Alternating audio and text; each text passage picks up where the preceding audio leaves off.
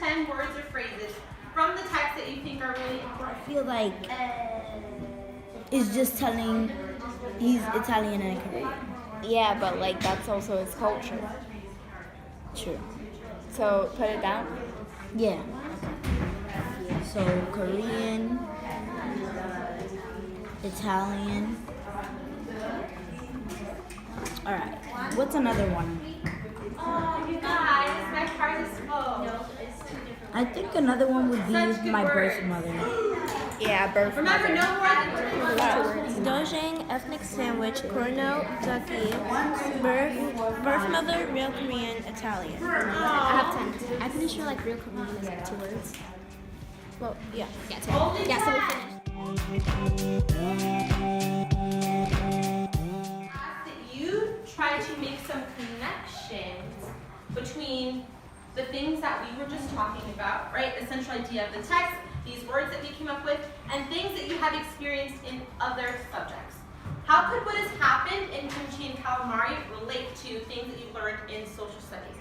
Or things that you have learned in science? Connection is Joseph may be 100% Italian and 100% Korean, so he's 200% himself. I put that. I related also to math, so I put Joseph and Robin are 2 parts, and if you put them together, they become a whole. A formula. If she asks you that, then you should. Okay, explain that one.